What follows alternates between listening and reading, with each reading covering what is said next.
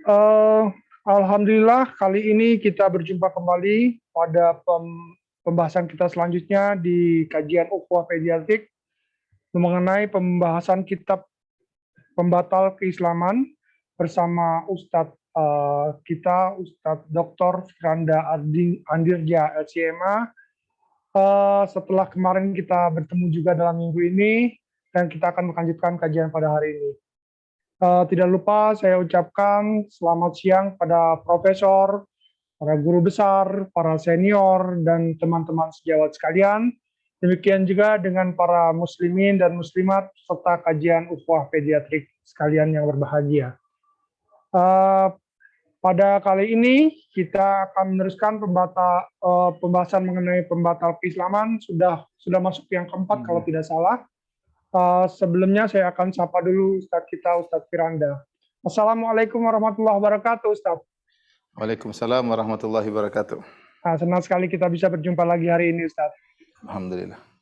Kita akan mendengarkan kajian selanjutnya, Ustadz. Kepada Ustadz, waktu dan tempat kami persilakan. Tafadhol masykur, Ustadz.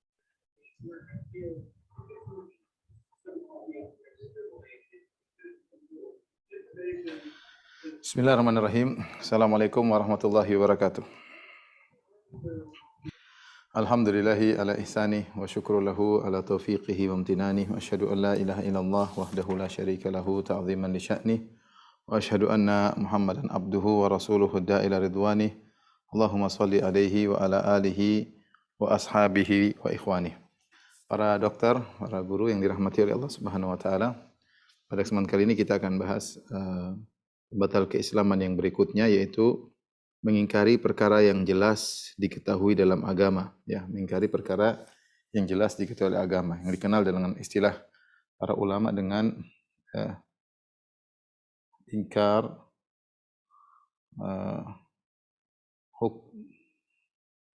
ma'lum min ad-din bid-darurah, yaitu mengingkari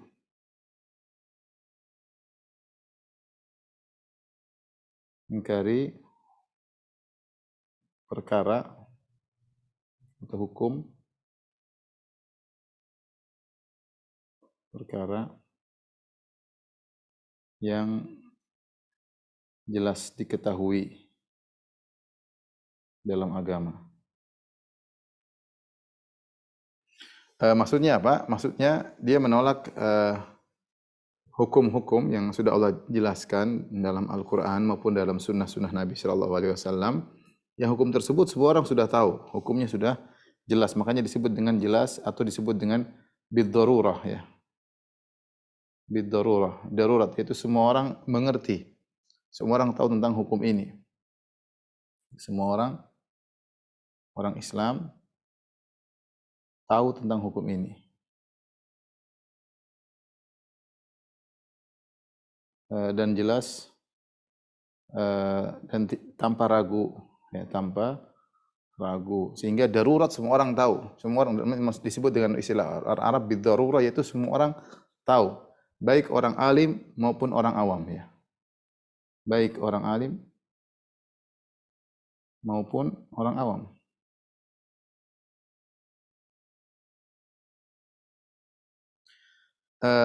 Contohnya apa? Contoh misalnya yang semua orang sudah tahu. Contoh pertama, perkara-perkara yang disyariatkan.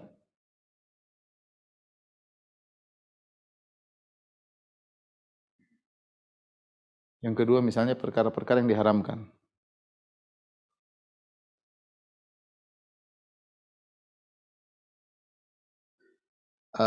Contoh, semua orang tahu, namanya orang Islam semua tahu bahwasanya salat 5 waktu. Salat hukumnya wajib, adalah rukun Islam. Ini semua orang tahu. Puasa Ramadan wajib.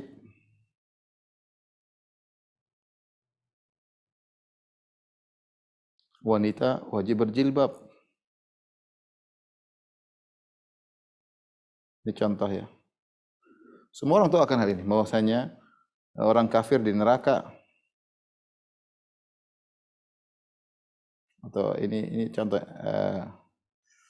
jadi wanita wajib berjilbab, wajibnya zakat ya.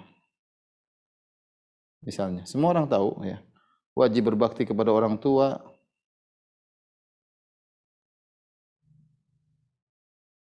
Apakah ada orang Islam yang tidak tahu? Saya rasa semua orang tahu. Enggak usah ustaz, semua anak kecil pun tahu ya. Namanya salat ya 5 waktu, mereka ngerti. Semua orang Islam mengerti akan ini. Kecuali orang yang baru masuk Islam, mungkin enggak ngerti, itu wajar. Atau orang yang tinggal di daerah terpencil yang Islam tidak sampai, mungkin tidak tahu, wajar. Tapi kita bicara secara umum, ini perkara-perkara yang semua orang tahu, baik orang alim maupun orang yang tidak alim. Contoh lagi perkara yang diharamkan, yang diketahui oleh seluruh orang, misalnya haramnya babi, haramnya zina. Contohnya lagi misalnya haramnya zina, misalnya haramnya homoseksual, ini haramnya menyembah berhala. Ini semua orang tahu, tidak boleh menyembah patung, semua orang ngerti.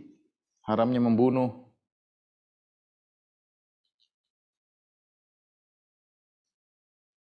Ya, dan lain-lain ya. Haramnya memperlihatkan aurat.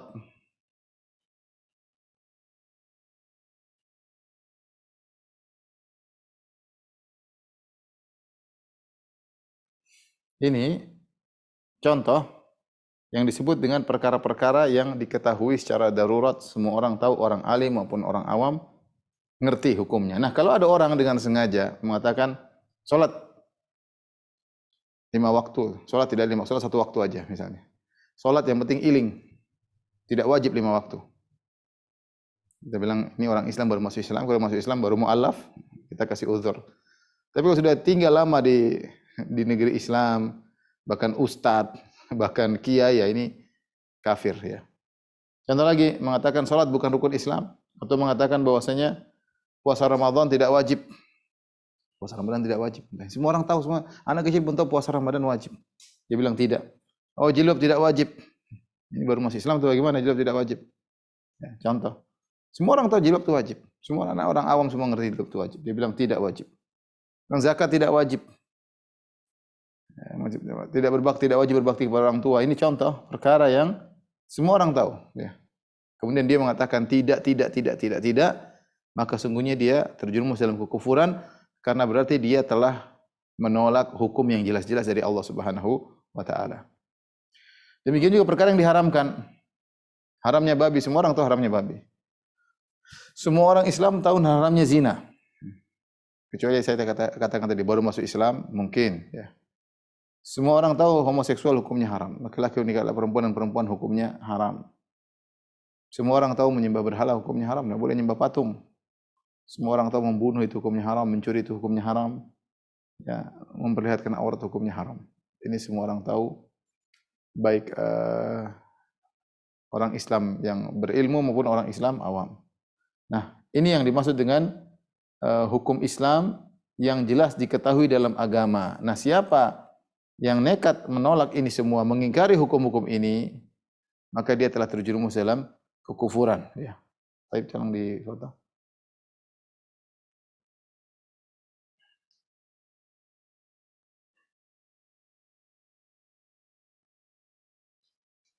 Kenapa kufur?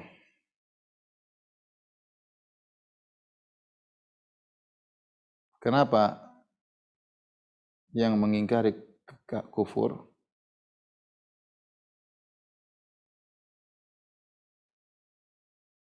Ada beberapa tinjauan yang menjadikan orang yang mengingkari kufur. Sebelumnya saya ingatkan bahwa ini perkara ijma. Ulama telah sepakat akan hal ini ya.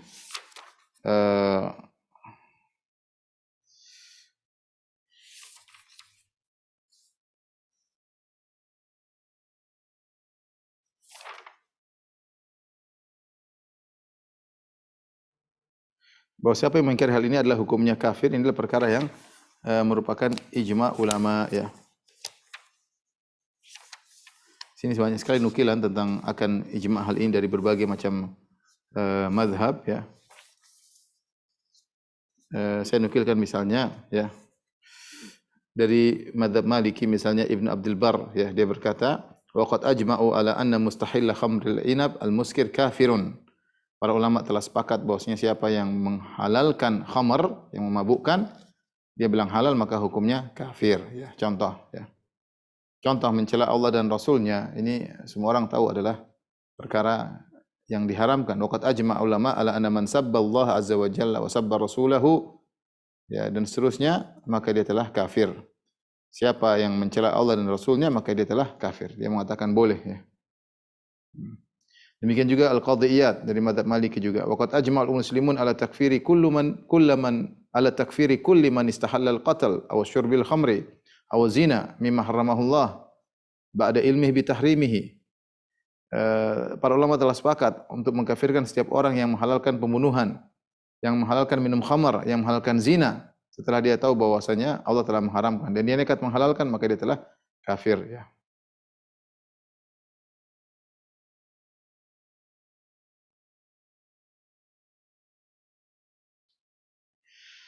Demikian juga berkata Ibnu Hazm, wala khilafa baina itsnain minal ummah kulliha anna man kaffara bis salati aw biz zakati aw bil haji aw bil umrah aw bi syai'in mimma ajma'al muslimuna ala anna Allah ta'ala bayyanahu ala lisan Rasulillah sallallahu alaihi wasallam wa nassa alaihi min a'mali syariah fa innahu kafir habitul amal. Tidak ada khilaf di antara dua orang dari umat ini, dari umat Islam. Siapa yang mengingkari salat atau zakat atau haji atau umrah atau yang telah disepakati oleh kaum muslimin ya, maka dia telah kafir.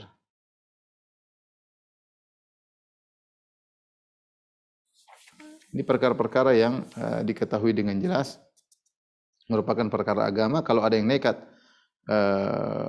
menghalalkan atau menolak, baik menghalalkan yang haram atau mengharamkan yang halal, maka dia telah terjerumus dalam kekufuran. Taib, kenapa dia dihukumi kafir? Ya, ada beberapa tinjauan yang menjadikan orang yang mengingkari hukum-hukum ini adalah divonis kafir. Yang pertama, ini merupakan kedustaan atas nama Allah.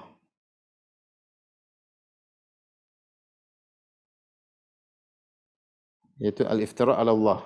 Iftira ala Allah. Dan Allah sebutkan dalam beberapa ayat ya tentang hal ini seperti firman Allah Subhanahu wa taala surat An-Nahl ayat 115 117 ya. Nahl 115 sampai 117. Kata Allah Subhanahu wa taala, "Wala taqulu lima tasifu alsinatukumul kadhiba, hadza haramun, hadza halalun, hadza haramun, litaftaru 'ala Allahil kadhiba." Dan janganlah kalian mengucapkan dengan lisan-lisan kalian suatu kedustaan dengan mengatakan hadza halal, ini halal, wa hadza haram, ini hukumnya haram. Litaftaru 'ala Allahil kadhiba, dan agar sehingga kalian berdosa atas nama Allah Subhanahu wa taala. Innal ladzina yaftaruna 'ala Allahil kadhiba la yuflihun. Sungguhnya orang berusaha nama Allah, mereka tidak akan beruntung. Mata'un qalil wa lahum adzabun alim. Mata'un qalil, mereka mendapatkan kesenangan dunia yang sedikit, wa lahum adzabun alim, dan bagi mereka azab yang pedih ya. Jadi orang yang berubah-ubah hukum ya, mereka dikatakan telah berusaha nama Allah Subhanahu wa taala sebagaimana dijelaskan oleh Ibnu Katsir rahimahullah tentang ayat ini ya.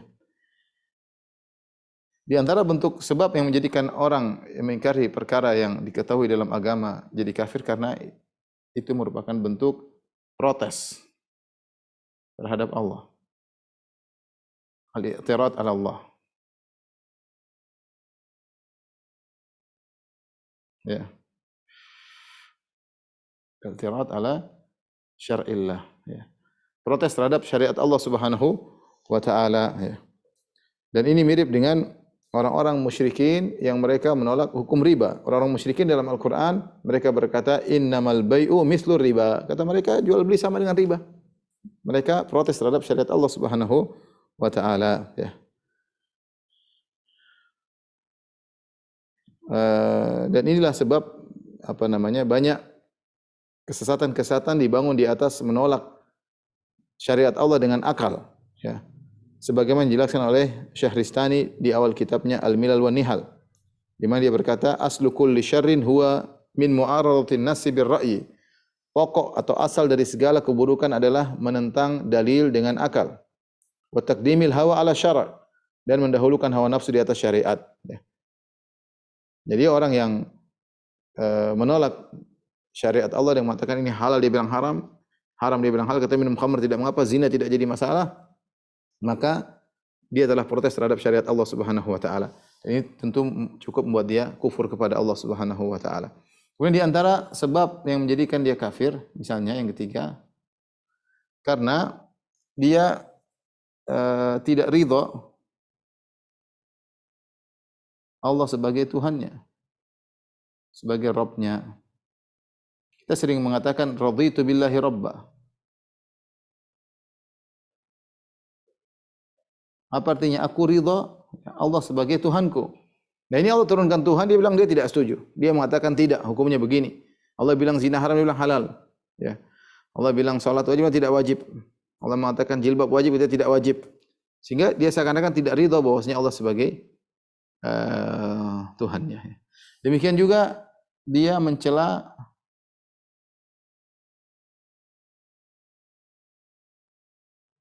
sifat-sifat Allah. Di antaranya sifat ilmu, di antaranya maha ilmu dan maha hikmah, maha bijak. Ketika Allah menghalalkan atau mengharamkan, seakan-akan Allah tidak tahu tentang yang seharusnya seperti apa. Seakan-akan Allah tidak hakim, tidak bijak. Sehingga dia protes, dia tidak terima. Dia tidak terima. Sehingga secara tidak langsung dia menolak sifat ilmu Allah dan menolak sifat hikmah Allah Subhanahu wa taala. Kalau dia tahu bahwasanya Allah Maha berilmu, tentu dia tahu hukum Allah yang terbaik, ya. Ya, tapi ketika dia bilang ini tidak tepat, ini tidak benar, berarti dia tidak mengakui ilmu Allah Subhanahu wa taala. Bilang ini tidak pas, ini kurang pas, ini tidak mengakui hikmah Allah Subhanahu wa taala, tidak bijak. Kenapa Allah bikin hukum begini? Jadi orang yang menolak perkara yang sudah jelas dalam agama, seakan-akan dia mengatakan Allah tidak punya ilmu, tidak pantas untuk membuat hukum seperti ini, dan Allah tidak bijak. Kemudian di antaranya yang menyebabkan dia menjadi kafir, ya. Yang kelima, yaitu membatalkan keimanan.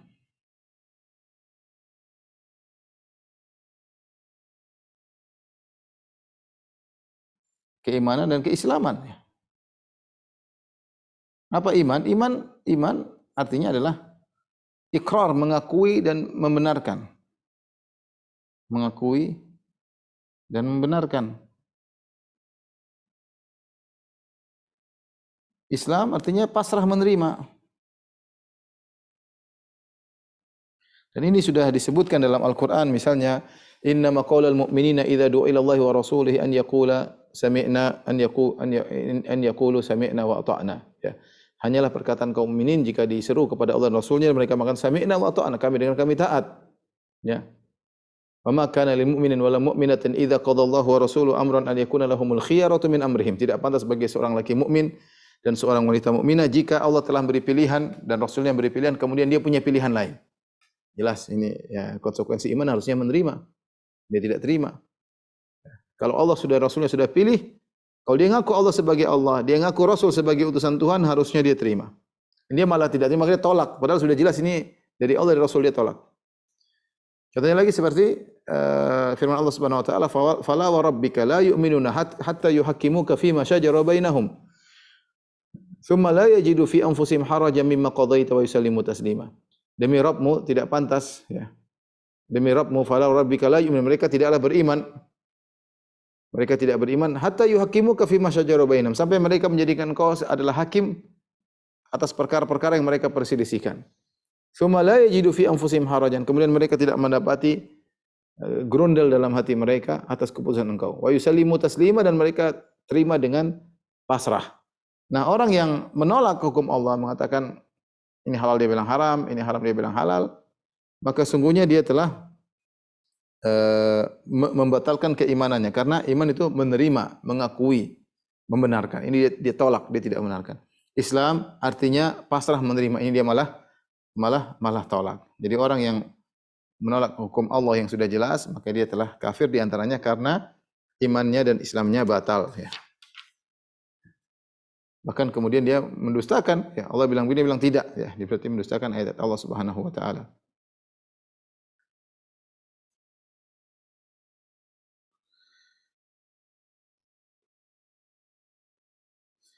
Di zaman Nabi sallallahu alaihi wasallam ada dalam hadis Al-Bara bin Azib, Al-Bara bin Azib Al-Ansari radhiyallahu taala anhu, Al-Ausi, dia berkata, "Marra bi ammi Al-Harits bin Amr wa ma'ahu liwa qad aqadahu lahu Rasulullah sallallahu alaihi wasallam." Suatu hari pamanku Al-Harits bin Amr melewatiku dan dia membawa sebuah bendera yang telah dibuat oleh Nabi untuk dibawa oleh pamanku. Fasa'altu, aku bertanya, "Ada apa? Mau kemana? Kenapa bawa bendera?" Maka pamanku menjawab, "Ba'athani Rasulullah sallam an adriba unuqa rajulin tazawwaja imra'ata abihi." Sungguhnya Rasulullah sallam telah mengutusku untuk memenggal kepala, memenggal leher seorang yang telah menikah dengan istri bapaknya. Seorang yang menikahi istri bapaknya. Ya. Jadi di zaman Nabi ada seorang yang nekat melanggar perintah Allah Subhanahu wa taala. Allah berfirman, "Wala tankihu ma nakah aba'ukum minan nisa." Janganlah kalian menikahi wanita yang pernah dinikahi oleh bapak-bapak kalian. Bapaknya sudah menikah, kemudian bapaknya meninggal, atau bapaknya sudah menikah, bapaknya cerai, tidak boleh dinikahi. Ini dia nekat. Dia suka dengan istri bekas istri bapaknya, entah janda bapaknya, entah ceraian bapaknya.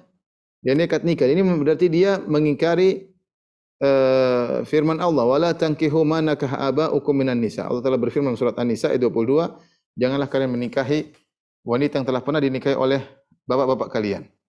Maka akhirnya dia telah mengingkari perkara yang telah diketahui dalam agama. Maka Nabi SAW menyuruh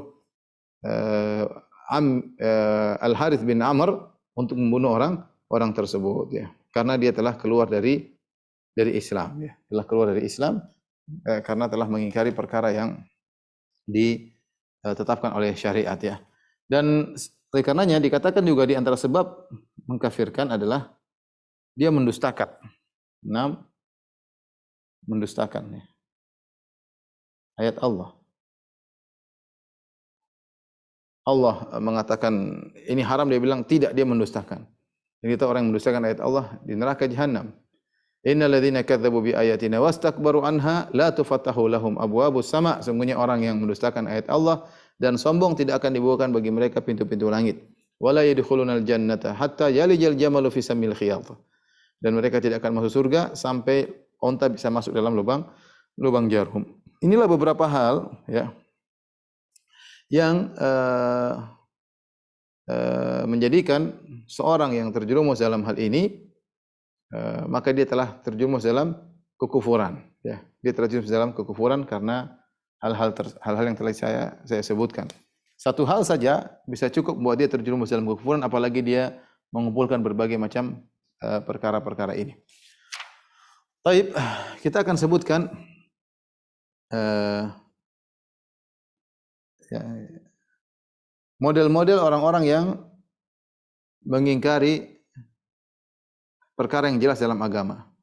Tapi intinya ini semua, ikhwan dan akhwat yang rahmatullah, perkara ini semua intinya dia kafir. Kenapa? Karena sudah tahu itu hukum jelas dari Allah,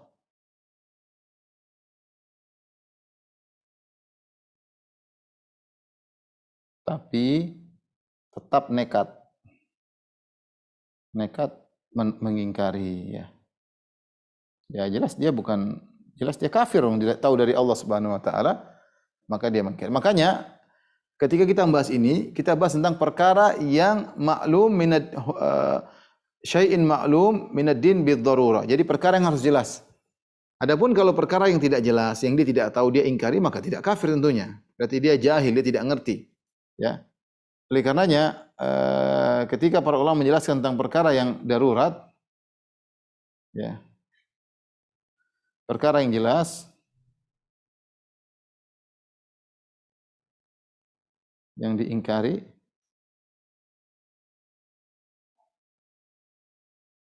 ada dua, ijma, ya. Namun Tidak semua orang tahu.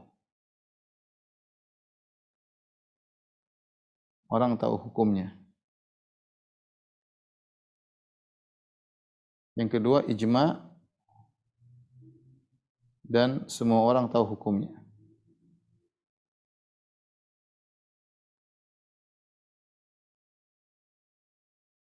Nah, yang menjadikan orang mengingkari kafir itu yang ini.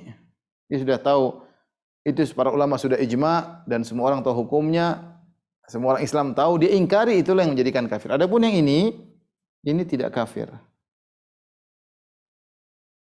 jika diingkari. Meskipun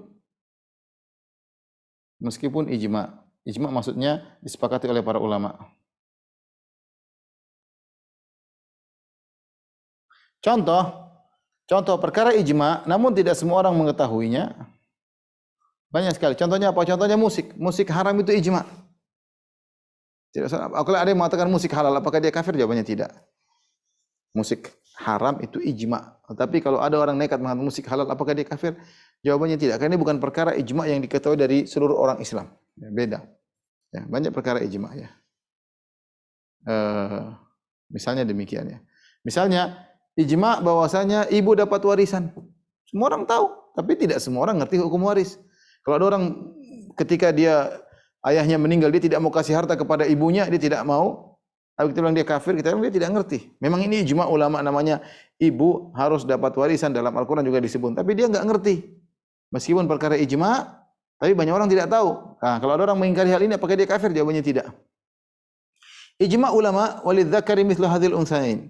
Bahwasanya laki-laki ahli waris dengan wanita, anak laki-laki dan wanita, dalam sebagian kondisi laki-laki 2 kali lipat daripada anak wanita. Tapi apakah semua orang Islam tahu akan hal ini? Banyak yang tidak tahu.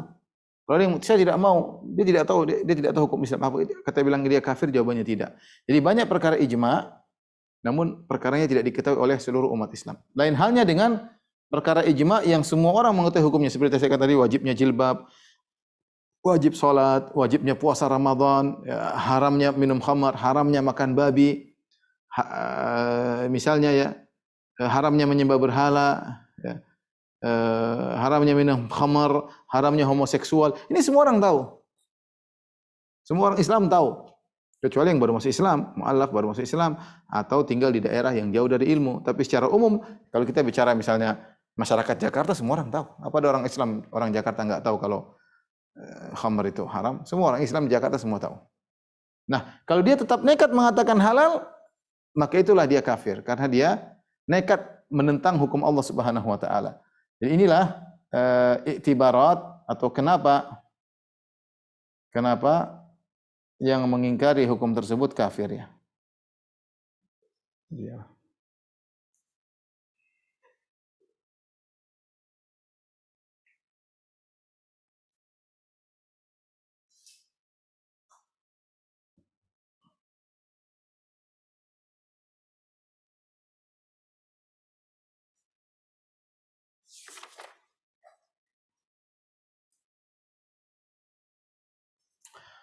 Tapi kita sekarang sebutkan model-model orang yang mengingkari hal ini ya. Model-model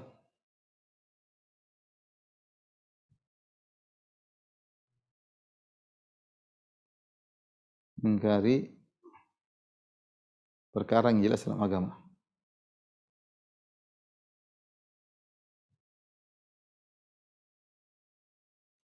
Ada beberapa model. Pertama, yaitu dia dengan terang-terangan menolak, ya, tanpa dalil dan argumentasi.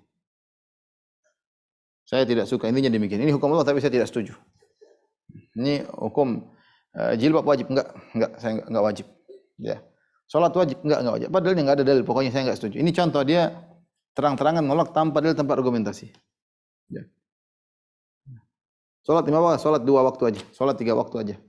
Enggak ada 5, 3 saja, ya. Tanpa argumentasi. Orang semua tahu salat 5 waktu. Orang Islam yang sudah lama ya, tahu salat 5 waktu, bilang enggak. Apa dalilnya? Tanpa argumentasi. Ini contoh terang-terangan. Homoseksual halal tanpa pokoknya meskipun dalam Al-Quran haram, saya bilang halal. Ini contohnya jelas kafir. Dia tolak terang-terangan tanpa ada argumentasi sama sekali. Model yang kedua, mengingkari dengan takwil. Itu argumentasi yang tidak bisa diterima.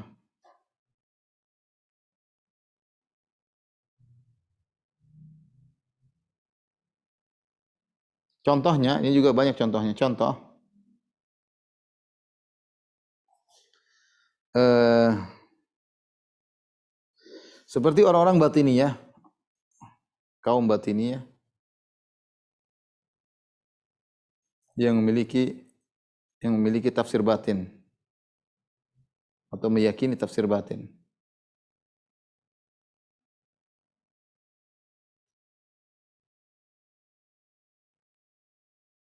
Misalnya mereka mengatakan yang dimaksud dengan faraid, salat, haji, puasa itu bukan sebagaimana yang kalian ketahui maksudnya, yaitu nama-nama orang. Itu salat maksudnya si fulan, haji maksudnya si fulan, zakat maksudnya si fulan, saum maksudnya si fulan. Kita disuruh untuk berwala kepada mereka. Ini contoh takwil tapi tidak bisa diterima.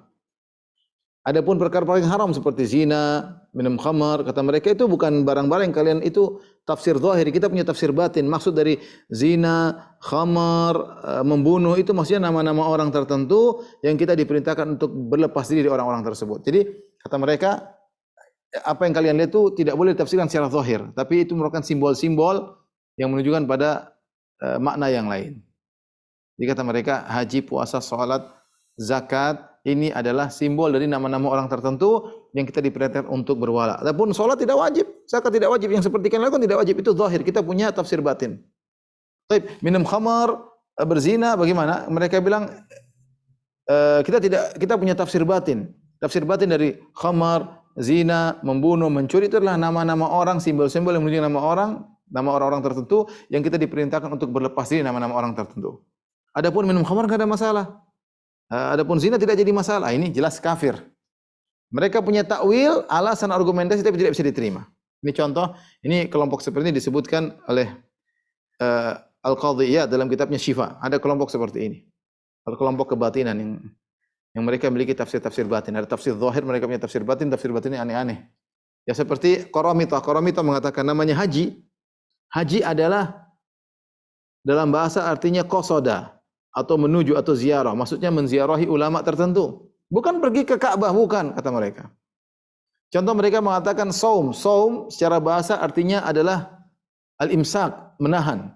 Bukan seperti yang kalian lakukan wahai kaum muslimin, menahan makan, minum dan syahwat dari terbit fajar sampai terbenam matahari. Maksud dari saum adalah menahan rahasia. Ini contoh tafsir kebatinan dari kelompok Qaramithah. Tafsir kebatinan dari puasa adalah menahan, maksudnya menahan rahasia, jangan dibeberkan. Adapun puasa itu tidak berlaku. Jadi mereka menolak hukum Allah dengan tafsir batin. Ini kafir. Ustaz, mereka punya argumentasi. Ya, argumentasi tidak diterima. Tidak bisa diterima. Tapi contoh yang kedua, seperti kaum sufi ekstrim. Ini yang sudah kita jelaskan pada pertemuan lalu. Sebagaimana pertemuan lalu, pertemuan sebelumnya. Mereka mengatakan jika sudah yakin maka tidak wajib syariat. Jika sudah ma'rifat gugur syariat. Ini sudah kita jelas pertemuan lalu, ini juga kafir. Adapun mereka berdalih beralibi dengan misalnya karena Allah berfirman begini, karena kita sudah yakin, wa'bud rabbaka hatta ya'tiyakal yakin, sembahlah Allah sampai kau yakin, sudah yakin enggak perlu sembah Allah lagi. Ini semua meskipun dianggap dalil oleh mereka namun tidak diterima argumentasi mereka. Takwil mereka tidak bisa diterima karena namanya wajib ibadah, semua orang tahu. Orang Islam ya beribadah, namanya hamba beribadah kepada Tuhan. Kemudian mereka mengatakan tidak wajib ibadah, jelas mereka kafir. Contoh lagi misalnya takwil orang-orang liberal, ya, ini juga sudah saya singgung pada pertemuan. Lalu orang liberal dengan tafsir hermeneutikanya akhirnya menghalalkan banyak hal yang sudah jelas. Seperti mereka mengatakan wanita boleh mencerai. Dalam Islam tidak ada wanita boleh mencerai. Yang mencerai laki-laki. Semua orang tahu namanya tukang cerai laki-laki, bukan perempuan. Bukan perempuan yang boleh mencerai. Tidak namanya laki-laki masa iddah. Semua orang tahu saya punya masa iddah ini gimana. Ya, contoh sepertinya mereka mengatakan homoseksual halal. Dari mana seperti ini? Semua orang tahu homoseksual haram. Maka meskipun mereka berusaha mencari argumentasi untuk melegalkan apa yang mereka lakukan, maka tidak bisa diterima ya. Saya pernah membahas secara khusus tentang salah seorang dari kaum liberal yang mereka menghalalkan zina ya. Melakukan zina dengan alasan macam-macam ya. Ya tidak bisa diterima zina. Kata mereka zina suka sama suka bukan zina ya. Tidak jadi masalah. Ini semua orang tahu zina itu haram. Orang Islam yang sudah Islam tahu kalau belum nikah kemudian berhubungan itu haram, semua orang tahu. Kemudian dia mengatakan halal. Dia mengatakan halal ya. Maka orang ini telah melakukan kekufuran. Orang ini telah melakukan kekufuran. Ini di antara model-model orang yang mengingkari perkara yang jelas dalam agama. Sebagian mereka terkadang mendatangkan dalil, tapi dalil tidak bisa diterima. Baik.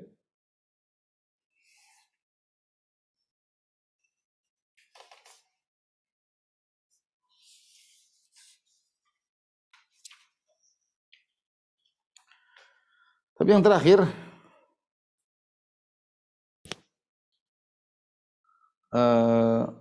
hukum orang ya yang melakukan ini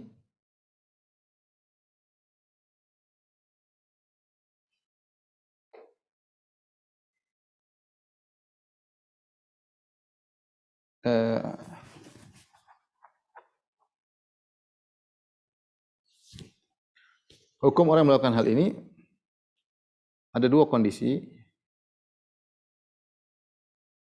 Pertama, jika dia tidak ngerti, tidak tahu hukumnya. Meski semua orang tahu. Meskipun semua orang sudah tahu.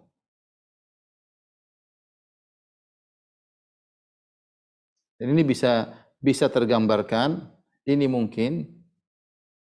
ini mungkin pada dua model orang. Yang pertama baru masuk Islam. Kemudian yang kedua atau sudah lama masuk Islam tapi tinggal di daerah terpencil, daerah jauh dari ilmu. Sudah lama masuk Islam tapi tinggal di daerah jauh dari ilmu. Nah, kedua orang ini tidak langsung dikafirkan. Ini tidak dikafirkan. Karena syaratnya adalah kafir kapan? Ketika dia mengingkari suatu perkara yang jelas itu dari agama. Dia sendiri tidak tahu kalau itu dari agama. Kenapa tidak tahu? Karena dia baru masuk Islam. Atau kenapa tidak tahu? Dia sudah lama tinggal sudah lama masuk Islam tapi dia jauh dari ilmu. Di antara dalil akan hal ini hadis yang diriwayatkan oleh Hudzaifah bin Yaman radhiyallahu anhu ya. Bahwasanya Rasulullah SAW bersabda, "Yadrusul Islam kama yadrusu wasyu thawb hatta la yudra ma siyamun wala salatun wala nusuk wala sadaqah." Perhatikan. Islam akan sirna sedikit demi sedikit. Sebagaimana warna di baju akan sirna. Sedikit tapi nanti akan hilang. Ini Rasulullah bicara tentang menjelang hari kiamat.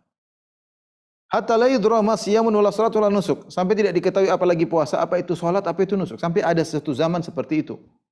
Di akhir zaman tidak diketahui lagi apa itu salat. Padahal salat adalah maklum minad-din bid-darurah. Semua orang tahu salat, tapi ada zaman di mana salat orang enggak tahu salat itu apa. Orang tidak tahu apa itu puasa, orang tidak tahu apa itu nusuk haji, orang tidak tahu sedekah, apa itu zakat.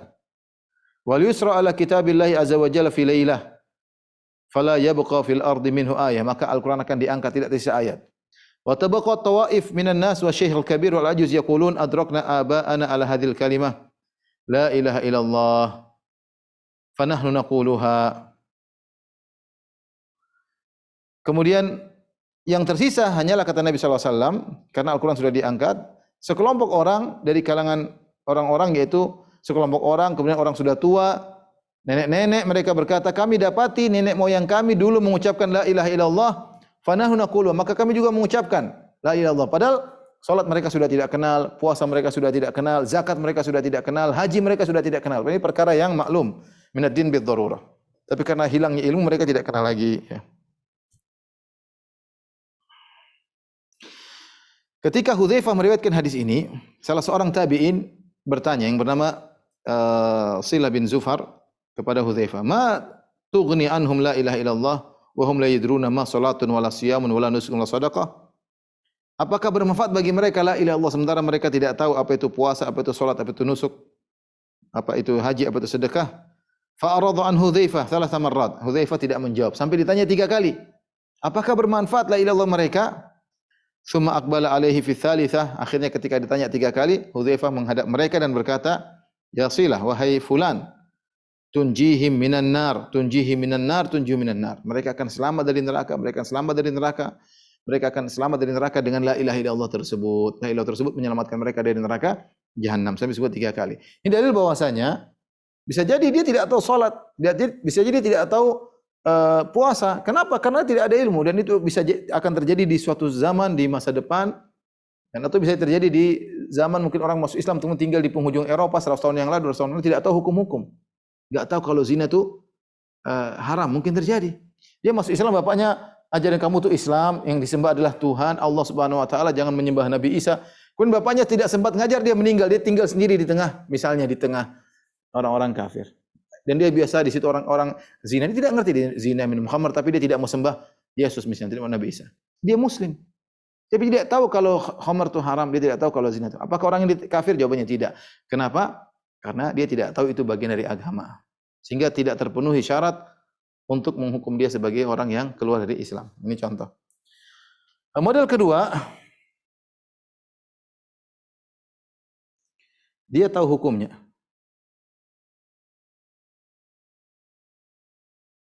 Dia tahu hukumnya. Ya. Ini adalah orang, misalnya contoh orang yang sudah lama Islam,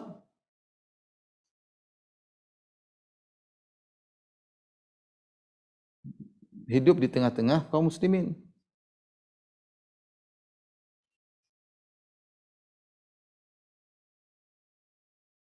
Mereka tahu ini hukum Allah, mereka sudah tahu. Apalagi sudah level ustadz, kiai, ya. Orang seperti ini ya sudah, kita mau bicara apa? Tidak perlu ditegakkan hujah. Mereka ini sudah ngerti, kita sudah pastikan mereka ngerti, tapi mereka tetap nekat untuk menolak. Kita ini orang keluar dari Islam. Kita bukan bicara sama orang anak kecil, kita bicara seorang ngajar di Universitas Islam, kemudian mengatakan zina halal, kafir orang seperti ini. Sudah ngajar, sudah ustaz, sudah ngerti bahasa Arab, ngerti bahasa baca kitab, kemudian buat tesis, disertasi judulnya zina halal, ini bukan orang Islam. Apa yang mau kita tegakkan hujah? Mau dia ngerti kok. Memang dia tidak terima, dia mengatakan ini boleh kalau seperti ini. Mau pakai takwil, pakai syubhat tidak diterima. Kalau kita terima syubhat mereka, maka Al-Qarami atau Batiniyah juga kita terima. Sofia yang mengatakan saya tidak perlu sholat juga kita terima takwilnya kalau begitu ya. Maka kita bilang kalau model orang tersebut sudah lama di Islam, bahkan dia sudah berlabel kiai atau berlabel ustadz, tetap nekat menolak hukum tersebut, maka dia itu orang telah keluar dari Islam, ya. Kita hanya minta dia untuk bertobat kepada Allah Subhanahu wa taala. Adapun kita debat percuma, dia sudah ngerti. Kita bertobat, kamu bertobat, ya. Hati-hati, ini kekufuran. Kita minta dia bertobat kepada Allah Subhanahu wa taala. Terakhir peringatan,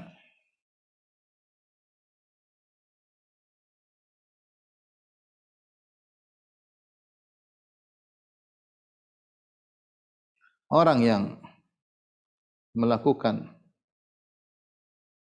perkara haram,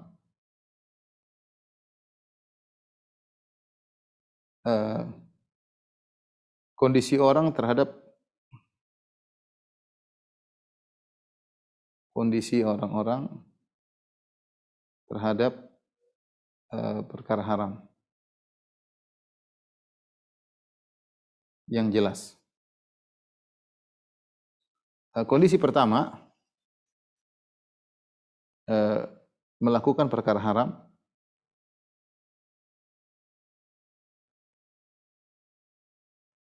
tapi sadar bahwa itu haram.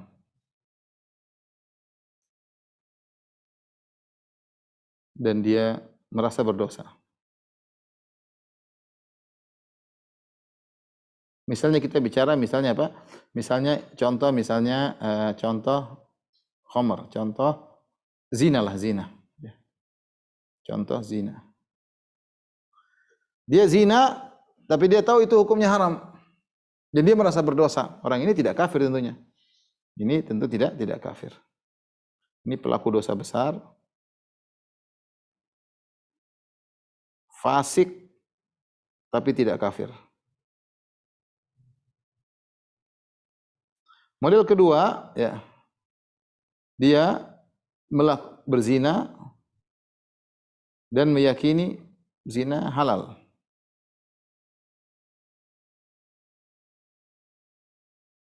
Zina itu halal. Maka ini kafir. Karena menolak hukum Allah.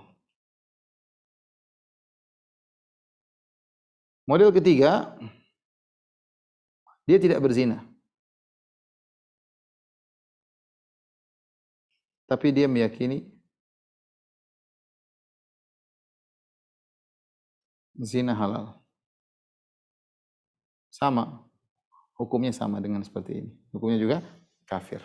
Ya, hukumnya juga kafir. Makanya ada orang, dia orang Islam, tapi dia meyakini orang Nasara juga masuk surga. Sementara Allah bilang orang kafir masuk neraka, dia bilang enggak. Nasara, Yahudi, Buddha, Hindu semuanya masuk surga lah. Meskipun dia tidak beragama mereka, tetap agama Islam. Sama saja keyakinan dia tersebut membatalkan keislamannya. Ini yang bisa saya sampaikan pada kesempatan kali ini, tolong dipoto. Kalau ada yang bertanya saya persilahkan. Wallahu taala alam bisawab. Alhamdulillah sudah selesai untuk hari ini kajiannya Ustadz ya. Jadi ada satu yang menggelitik saya Ustadz, bahwa apabila kita berdusta atas nama Allah itu kita sudah termasuk kafir gitu Ustadz ya. Sehari-hari kan gimana tuh? Itu di antara konsekuensi, tapi tidak semua orang berdosa kemudian dia kafir. Tapi kalau dia berdosa dalam kondisi menyatakan Allah bilang haram, dia bilang halal, ini namanya berdusta. Allah bilang haram, dia bilang halal, dia tahu itu haram tapi dia tetap mengatakan halal, dikatakan dia berdusta. Ini jenis dusta tertentu, bukan dusta sembarang ya. Bukan dusta sembarang. Jadi secara umum itu tidak itu ya Ustaz ya. Ya, tidak. Kita akan buka forum tanya jawab kepada Satria Ariwibowo, silakan. Host tolong di unmute Satria Ariwibowo.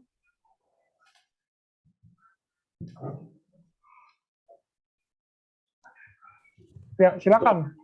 Pak Ahli Satria. Assalamualaikum warahmatullahi wabarakatuh. Waalaikumsalam warahmatullahi wabarakatuh. Bismillah, semoga Allah jaga Ustadz Firanda dan keluarga. Amin. Amin ya Allah. Saya mau bertanya nih Ustadz, kalau seandainya ada ini pembagian warisan yang dilakukan pada awal, jadi orang tua sudah menetapkan gitu, si A, si B, si C dapat ini, dapat itu, tapi itu bercampur antara laki-laki dan wanita gitu Ustadz. Karena setahu saya kan laki-laki dan wanita itu berbeda ini ya, dapatnya. Ya, disamaratakan, maksudnya disamaratakan. Sudah ditentukan oleh orang tua, si A, si B dapat ini, terus si B. Nah itu hukumnya bagaimana? Lalu kalau bertentangan dengan syariat, apakah boleh tidak ditunaikan permintaan orang tua itu? Lalu yang kedua nih Ustadz, qadarullah, mertua saya sudah meninggal karena ada COVID. Nah ini kan kuburannya baru nih Ustadz. Nah peraturan TPA tersebut mewajibkan kuburannya harus ditinggikan tuh Ustadz, pakai semen gitu. Apakah saya harus melawan dengan sendirian kuburan mertua saya yang tidak ditinggikan sendiri atau ngikut aja gitu aturan yang berlaku? Kalau khairan Ustaz. Ya, jazakallahu khairan. Yang pertama, orang tua ketika sebelum meninggal dia kemudian menulis surat, misalnya anaknya 5 laki dan perempuan, kamu si A dapat sekian, si B dapat sekian, si C dapat sekian, dan sampai yang kelima, si yang kelima dapat sekian, A, B, C, D, E, semua dapat. Dilihat apakah sudah terjadi proses pindah nama, kamu si A sini, ini buat kamu nih, pindah nama, terus si B ini buat kamu. Kalau sudah terjadi proses pindah nama, artinya proses pemindahan kepemilikan dari ayah, orang tua kepada anak-anak, itu namanya hibah, itu namanya hadiah, itu namanya pemberian. Nah, pemberian ini harus adil di antara anak-anak. Kalau belum terjadi proses pemindahan nama, belum terjadi proses pemindahan pemilikan, cuma dia berwasiat nanti kalau ayah mati ya, kakak nomor 1 dapat sekian, kakak nomor 2 sampai adik yang kelima dapat sekian. Maka itu namanya wasiat. Itu namanya wasiat. Tidak berlaku hukum waris. Dan wasiat tersebut tidak berlaku selama kepada ahli waris. Kata Nabi SAW, wala wasiyata li waris. Tidak ada wasiat kepada ahli waris. Ketika ayah meninggal dan belum terjadi pemindahan nama, berarti itu hanyalah wasiat. Dan wasiat itu tidak boleh dia laksanakan. Itu harta bukan milik ayah lagi. Itu harta milik Allah. Dan aturan pembagian ikut aturan Allah Subhanahu wa taala sebagaimana hukum waris yang berlaku dalam Islam. Itu surat tidak dianggap, tidak boleh dijalankan. Kalau kita jalankan berarti kita melanggar hukum Allah Subhanahu wa taala. Ayah tidak tahu, dia niat baik ya. Tapi kalau sudah terjadi pemindahan nama, perpindahan kepemilikan, ya sudah berarti itu hadiah. Tinggal syaratnya apakah dia tersebut sesuai dengan adil atau tidak. Wallahu a'lam bishawab. Adapun yang kedua mengenai kuburan, ya kalau memang kita berusaha tidak meninggikan, ya, kecuali terpaksa. Kalau tidak, biar mereka yang tinggikan. Kecuali kalau dia bilang kalau kamu tidak tinggikan akan ditumpuk, itu lain cerita ya. Kita sebisanya saja. Ini namanya terpaksa. Ya, terpaksa hukumnya tentu berbeda ya. Wallahu a'lam bishawab. Ya, terima kasih Ustadz. Dari pertanyaan-pertanyaan yang masuk di chat, ada pertanyaan Ustadz. Izin bertanya, jika yang membatalkan keislaman adalah yang mengingkari yang haram, bagaimana hukumnya mengingkari hal yang termasuk syariat seperti poligami? Kemudian dilanjutkan dengan pertanyaan juga Ustadz, kalau misalnya poligami wanita itu sudah memahami poligami, namun hukum tersebut tidak boleh atau tidak berlaku pada keluarganya, itu bagaimana Ustadz? Satu-satu dok, karena poligami sensitif satu-satu. Ya siap dok. Jangan sampai 3 dan 4. Yang pertama dulu. Iya, yang pertama, ya Ustadz. Izin bertanya, jika yang membatalkan keislaman adalah mengingkari yang haram, bagaimana hukumnya mengingkari hal yang termasuk syariat seperti poligami? Kita katakan tidak semua syariat diketahui secara darurat, tidak syariat. Ada banyak perkara syariat yang orang tidak tahu. Seperti poligami, tidak semua orang tahu bahwasanya itu hukum Allah Subhanahu wa taala. Beda dengan salat. Kalau salat semua orang tahu. Puasa semua orang tahu. Poligami tidak ada, mungkin sebagian orang tidak tahu itu kalau hukum Allah. Kita berbicara tentang orang yang sudah tahu itu hukum Allah. Orang udah ngaji misalnya, perempuan udah ngaji, udah jelas, oh ini hukum Allah, yakin dalam Al-Quran ada, ternyata poligami ada. Terus dia nekat mengingkari, bilang, saya tidak terima, ini jelas keluar dari Islam. Tapi kalau yang dia tolak bukan poligaminya, tapi dia tolak suami dia suami saya yang tidak boleh poligami, itu hukum lain. Misalnya Dr. Isman Ja'far, istrinya tidak nolak poligami, tapi nolak kalau Pak Dokter yang jadi berpoligami, itu lain cerita hukumnya. Beda. Tapi kalau istri Pak Dokter sudah tahu ini hukumnya syariat, yang saya tidak terima, ini syariat zalim, ini Allah salah, ya itu namanya menyalahkan Tuhan. Ini beda, ini keluar dari Islam. Ya harus dibedakan satu dengan lain. Tapi yang berikutnya, poligami berikutnya. Ya. Bagaimana bila wanita sudah memahami poligami, namun tidak wanita tersebut sudah memahami poligami, hukum poligami itu boleh, tapi tidak berlaku untuk keluarganya, Ustadz. Kan ya sama dengan istri kawan-kawan seperti itu. Poligami boleh, yang penting jangan suami saya. Ya, itu namanya ya Allah alam, dia harusnya berusaha menerima sunnah ya, Yang jadi masalah sebenarnya terkadang banyak hal. Di antaranya terkadang ya sudah nggak usah dibahas lah. Ini. Saya takut ini apa? Oke, kalau gitu sensitif. Tapi ininya beda antara menolak syariat. Beda dengan menolak suaminya yang poligami. Tentunya dua-dua tidak boleh. Ini tidak boleh, tapi yang perkara bisa mengantarkan pada kekufuran, yang kedua tidak. Allah alam bishawab. Baik. Kalau gitu kita masuk ke raise hand berikutnya ya Ustadz ya. Silakan Riz Aisyah yang dari tadi raise hand. Tolong mau host untuk di-unmute. Ya, silakan. Ukti. Riz Aisyah. Di-unmute. Oh, belum. Belum di-unmute. Sudah. Ya, silakan Usti. Silakan. Assalamualaikum warahmatullahi wabarakatuh. Waalaikumsalam. Semoga Ustadz dan panitia penyelenggara senantiasa dirahmati Allah Subhanahu wa taala. Izin bertanya Ustadz, jadi melanjutkan yang pertemuan sebelumnya Ustadz tentang yang kaum sufi ya, ekstrim itu Ustadz. Jadi ada ini, ada pembelaan Ustadz bahwa apa yang diajarkan itu tentang ilmu makrifat, terus kemudian tentang nikah, cukup nikah batin, kemudian zikir hu saja itu, jadi ada pembelaan begini Ustadz, bahwa apa yang diajarkan itu adalah ilmu eksklusif Ustadz. Jadi kan yang si guru ini Ustadz adalah mengklaim dirinya ada ahlul bait Ustadz. Jadi dikatakan di situ bahwa apa yang beliau ajarkan ini adalah ilmu yang hanya diajarkan untuk keturunan Rasulullah Ustadz. Jadi orang-orang yang mendapat ilmu ini, yang diajarkan ilmu ini adalah orang-orang khusus saja. Jadi orang yang mendapat ilmu ini itu adalah orang-orang istimewa Ustadz. Tidak semua orang tahu ilmu ini. Dikatakan seperti itu Ustadz. Makanya kenapa masih banyak pengikutnya sampai sekarang Ustadz? Karena itu, karena merasa bahwa oh berarti kita nih istimewa gitu, karena memang tidak diajarkan Rasulullah, maksudnya tidak semua orang tahu. Jadi yang orang tahu yang kebanyakan ini adalah itu cuman kulit Ustadz, dianggap cuman ilmu kulit, bukan ilmu inti. Jadi Oke, udah Bu, saya ngerti. Jadi jawabannya begini.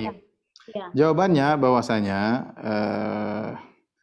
Islam jelas Al-Quran dan Sunnah Nabi SAW. Al-Quran tidak ada omongan mereka itu nggak dalam Al-Quran. Dalam Sunnah Nabi juga yang sahih juga tidak ada. Kalau mereka bilang ini ajaran Nabi, mana buktinya, mana sanadnya? Kita Islam itu al-Islamu al-isnadu minad din, laulal isnad laqala man syaa ma syaa. Kata Ibnu Mubarak bahwasanya agama isnad, sanad adalah bagian dari agama. Kalau tidak ada sanad maka orang bebas ngomong seenaknya. Misalnya saya bilang bapak saya bisa terbang. Ibu percaya enggak? Ibu tentu tidak percaya. Mana dalilnya? Kalau saya bilang telah mengabarkan ini bapak saya, kakek saya ketujuh dulu bisa terbang, ya harus diperiksa ini orang jujur atau tidak. Namanya rawi. Dalam hadis itu ada perawi fulan, ya. Kalau saya bilang Nabi dahulu tidak sholat, ibu percaya enggak? Ibu kan tidak percaya, mana sanadnya bahwasanya Nabi dulu tidak sholat? Sekarang mereka bilang Nabi tidak sholat kan? Nabi ngajarin tidak sholat. Dia bilang mana sanadnya? Kalau ngaku-ngaku semua orang bisa bilang. Mana sanadnya? Dia bilang Nabi kata ini ajaran khusus buat keturunan Nabi. Taib, kita bilang pertama mana sanadnya sampai kakek Anda Nabi Muhammad SAW bahwasanya dulu Nabi ngajarin tidak sholat. Wong hadis-hadis yang sahih Nabi suruh sholat. Nabi mau meninggal saja sholat. Ini kamu bohong atau Nabi yang bohong? Pertama, yang kedua, banyak keturunan Nabi tidak seperti ente bilang. Banyak keturunan Nabi yang sholat itu. Habib itu banyak yang sholat. Ente Habib model mana ini? Itu. Jadi itu hanya omong kosong aja, ya. Omong kosong ya. Nggak usah percaya, ya. Nggak usah percaya. Dan Nabi tidak pernah mengkhususkan buat keluarga Ahlul Bait saja ilmunya begini, nggak ada. Nabi SAW, lihat bagaimana Nabi SAW menyuruh para sahabat berdakwah di mana-mana. Yang dikirim bahkan bukan Ahlul Bait. Bahkan Nabi membiarkan putrinya nikah dengan Utsman bin Affan. Utsman bin Affan bukan Ahlul Bait. Nabi juga punya istri yang bukan Ahlul Bait. Yang bukan, maksudnya bukan keturunan Hasan dan Husain. Contohnya Aisyah radhiyallahu anha. Aisyah juga dekat dengan Nabi. Kalau Nabi pernah ngajarin tidak sholat, Aisyah pasti tahu. Saya tanya sama ibu, yang lebih ngerti tentang suami, anak atau istri? Bu. Ibu. Ya, kenapa Ustaz? Yang lebih ngerti tentang seseorang itu istrinya atau anaknya? Istrinya Ustaz. Istrinya jelas. Kalau Nabi pernah ngajarin tidak sholat, Aisyah pasti tahu. Aisyah istrinya Nabi bukan? Ya, Aisyah tidak pernah bilang Nabi. Justru Aisyah cerita Nabi sholat terus, tahajud terus. Ini datang orang bahlul bilang kakek saya dulu ngajarin saya tidak sholat. Ini dari mana? Udah nggak, jangan percaya. Tinggalkan. Kalau mereka sesat biarin saja. Dakwahi. Kalau nggak mau terima sudah. Tidak semua orang mau kita dakwahi mau terima, ibu. Ibu jangan capek urusan dengan mereka ya. Saya nasihatin. Nanti ada syubhat lagi. Ibu tanya saya, kemudian saya capek jawabnya ya. Maaf ya. Ya udah. Oke, kalau gitu jelas ya, Uktiris ya. Oke, jadi untuk berikutnya Ustadz, kita masuk ke ini Ustadz, pertanyaan mengenai musik Ustadz. Izin bertanya Ustadz, bagaimana hukumnya jika orang-orang di lingkungan kita, bahkan keluarga kita, sudah kita nasihati bahwa musik itu haram. Tinggalkan musik, tapi mereka seperti tidak memperdulikan. Mereka masih berkeyakinan bahwa itu tidak haram. Tadi kan Ustadz juga bilang ya, ada yang haram, ada yang bilang enggak ya. Dan kita sudah mengajak untuk menuntut ilmu agar paham ilmunya, tetapi mereka menolak. Apakah keluarga kami yang seperti itu kami hukumnya hukumi kafir, Ustaz. Ya enggak lah, enggak, kita jangan melakukan kafiran ya. Banyak orang perkara yang dia sudah, ya dia enggak tahu, mungkin ada ulama mengatakan halal, dia ikut syubhat, ya sudah itu namanya syubhat. Kita bilang yang dia namanya kafir itu kalau dia menolak perkara yang semua orang tahu itu hukumnya seperti tadi. Salat semua orang tahu wajib, dia bilang tidak wajib, ini keluar dari Islam. Zina semua orang tahu halal, semua orang tahu haram, dia bilang halal, ya kafir. Minum khamr semua orang Islam tahu itu orang mabuk itu enggak benar, dia bilang benar, ya itu jelas itu. Tapi kalau musik, rokok, apalagi. Betul. Sekarang aja dia bilang tidak apa-apa. Ada yang mengatakan tidak apa-apa karena dia menganggap halal, ada yang mengatakan tidak apa-apa karena dia hawa nafsu. Kita sudah ceramain, dia sudah tahu haram tapi dia lagi enjoy, dia enggak mau tahu. Dan banyak hal yang kita sudah tahu hukumnya tapi kita melanggar. Betapa banyak orang tahu lihat wanita buka aurat hukumnya haram, tapi dia nonton film Korea. Dia tahu haram, tapi enak nonton film Korea. Ada orang juga tahu musik haram, tapi dia senang dengar. Ada wanita tahu poligami sunnah, tapi dia tidak mau kerjain. Banyak. Masalah keberanian, Ustaz. Iya, makanya. Karena suaminya bermasalah biasanya.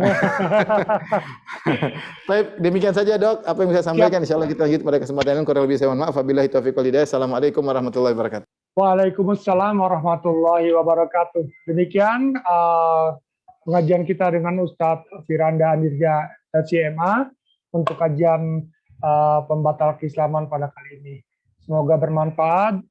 Wabillahi taufiq wal hidayah. Wassalamualaikum warahmatullahi wabarakatuh.